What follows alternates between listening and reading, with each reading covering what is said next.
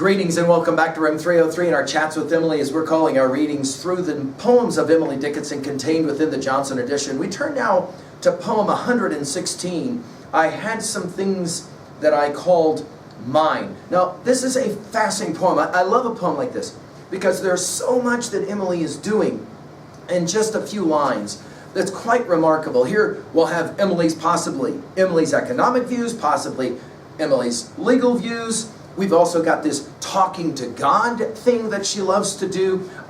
Or is it Jove? Because she'll play the game of both in this poem. Think about the biblical tradition of communicating with God, obviously from Adam to Abraham to Job. And then think as well about the way that Odysseus in the Odyssey, in Homer's Odyssey, will have that conversation or two with Athena. And the way in which they will talk back and forth, and maybe even some bantering is going on as well. Now, our assumptions are that you've been following our stuff at LearnStrong.net, down that left-hand side, Chats with Emily, our playlist. I'm hopeful that you have already been exposed to our introductory lecture, and I'm hopeful that you've already worked through the preceding 115 poems. We just finished with What In Is This? Now, Emily continues from poems 114 and 15 to have these conversations with God. One of the reasons we call this series Chats with Emily is the ways in which Emily is constantly chatting, talking, sometimes to God, sometimes her letter to the world and the like. And she's obviously challenging, in some regards, what the status quo is. In some ways, we'll read this as a theodicy. Why must things be the way that they are? We're back to poem 112, where she talks to her father in a certain way. There's an interesting mention of a name. Now, this is kind of unusual for Emily. She mentions Shaw in this poem, and it's going to be immediately complicating who she's referencing when she says Shaw, because there's actually two Shaws in her life, potentially, as we'll talk about it. Now, remember that Emily's father, we were speaking about poem 112, remember, Emily's daddy is a lawyer. This is often forgotten. Emily grew up in a house where law and justice and legalese was constantly being spoken about in different ways. Certainly her daddy had to have brought home occasionally stories of court cases and the like that he was messing with. And so Emily was absorbed in that language of law as well. And so and it's funny because now that I say that, some of you will go, that's funny because a number of these poems, the very terse language and the like, could suggest that she had a legal upbringing, or at least be exposed to it. And as we've said, there's obviously Emily the economist as well. There are Marxist readings of this poem. It's an amazing poem, the way in which this poem can be read on so many levels. Let's enjoy it. I had some things that I called mine, and God that he called his, till recently a rival claim disturbed these amities. The property, my garden, which having sown with care, he claims the pretty acre and sends a bailiff there. The station of the parties forbids publicity, but justice is sublimer than arms or pedigree. I'll institute an action. I'll vindicate the law. Jove, choose your counsel. I retain Shaw. Now, of course, the exclamation mark at the end tells us that there is some focus here on the challenge, and it is a challenge. In some way, it's almost like challenge accepted.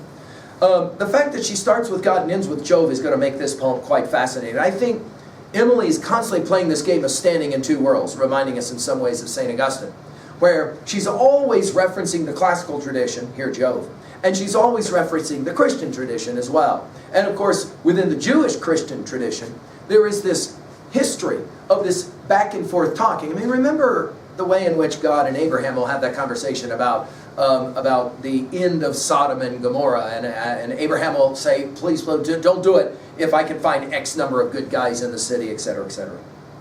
Now notice that the fourth stanza poem will start with the opening observation. I had some things that I called mine. Now, notice the irony of saying I called them mine. In other words, there maybe is a recognition right away that probably they weren't mine, but I considered them. And of course, in its simplest reading, and I'll just get to that simplest reading, most readers of this poem have said, oh, I totally get this poem. She's being ironic. She had a lovely garden which she planted, maybe with the help of somebody named Shaw that we'll get to in a little bit, Henry Shaw. And along comes a frost, and it destroys her garden, and now she's mad at God about it. Notice I had some things that I call mine, and God that he called his. In a simple reading of this, obviously, it's the weather. Till recently, a rival claim, notice capitalized, disturbed these amities. And, and you can kind of think about, again, Emily's father being a lawyer, and so all of a sudden we got this legal claim, and now the poem breaks into an economic and a legal kind of discussion. And again, it's amities, these friendships, if you will. In other words, I was a friend of God until, what? The bailiff, right? The property, my garden, and again, a Marxist reading of this has been done. You can obviously see why. The property, my garden, which having sown with care, he claims, notice now it's not God, but he claims the pretty acre. And of course, the use of the word pretty maybe leads us to know that she's tongue-in-cheek here and having a bit of good time, right? And sends a bailiff there. Now, of course, the bailiff here, in its simple reading, is you're right. The frosts of autumn, right, that killed all the flowers. The station of the parties, and now we're back to the legal language again, forbids publicity. In other words, I've got to really show some reticence here in the way in which I'm going to address this. The way one might, with a certain kind of almost like clandestine type of legal format.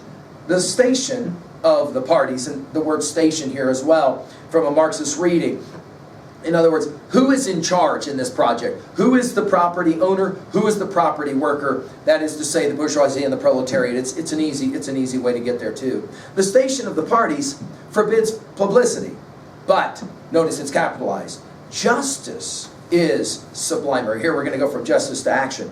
Justice is sublimer than arms or pedigree. In other words, she says, I realize that I'm lesser than, but I'm going to go ahead and I'm going to make an argument anyway, a legal argument, if you will. And then she says it, I'll institute an action, notice capitalized with quotation marks around it. She definitely wants us to understand that, and the last word of the next line is law. She wants us to understand she's playing games. In some ways, she might just be echoing the language that she heard growing up from her father in her house. I'll institute an action. I'll vindicate the law. And then notice the use of the dashes here. And then the word Jove with an exclamation point. Now we're back to God of the second line. Choose your counsel. I retain Shaw. Now, there's been a whole lot of debate about this, all right? In the very early readings of this, there were a whole lot of folks that simply thought that she was talking about Henry Shaw. Johnson will comment, a quote, man who used to dig for her, in quote, MLT. But there is another reading of this, which makes this poem even more fascinating, and that's Lemuel Shaw, who is the Chief Justice of Massachusetts Supreme Court. And he had engaged in an activity that had to do specifically with certain kind of legal action between workers and owners. And I'll let you run this to ground on your own, but it's a fascinating way to look at this poem and to imagine that Emily is in fact playing multiple games simultaneously as she is thinking about the power of those who have or thought they had. I had something I called my own, right? And then actually realizing, oh, I actually don't have that at all. In other words, who has the economic power and force to be able to say, that belongs to me? And notice as well that there seems to be a challenging of deity on some level here. To move from God to Jove makes it even more fascinating. I think the fact that she uses the word Jove immediately puts us back in the Homeric tradition, the classical tradition. And we can't help but think at 3b already, at 3a already, of Wordsworth's, the world is too much with us, great God, I'd rather be a pagan suckled in a creed outworn, so might I standing on this pleasant lea have glimpses that would make me less forlorn. Now, what are we going to do with a poem like this at 2a? Well, I think the argument that she's making in simple language is that it is hard to watch the glories of spring and summer go away by virtue of the frost of the fall, no question. But I think there's more going on here at 2a. I think her challenge is, who is in charge?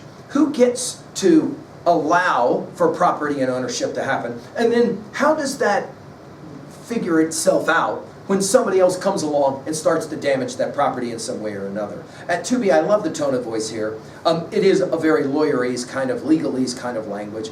I love as well the joking that goes on here about maybe God's injustice. It is a possible theodicy. I think it can be read that way. At 3a, well, I think obviously of Thoreau's Walden and Keats's To Autumn. I think of Milton's Paradise Lost. Think about the fact that she mentions garden and the loss of that garden, and obviously Paradise Lost.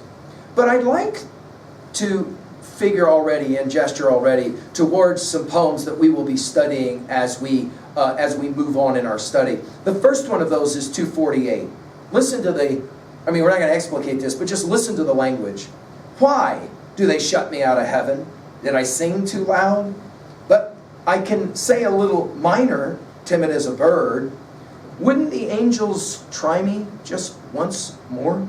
Just see if I trouble them, but don't shut the door. Oh, if I were the gentleman in the white robe, and they were the little hand knocked, could I forbid? And then poem 251. Over the fence, strawberries grow. Over the fence, I could climb if I tried. I know berries are nice. But if I stained my apron, God would certainly scold. Oh dear, I guess if he were a boy, he'd climb if he could. We're going to come back in both of those treatments to this poem and the reminder of the tone of voice that's prevalent here. Finally at 3b, well, what are your thoughts about how you read this poem? Do you just read this as simply the loss of spring, summer, flowers to autumn and the frost? Or do you read this as something far more compelling? Again, Emily allows for both to happen. I'm hopeful that reading these poems is challenging you. Thank you.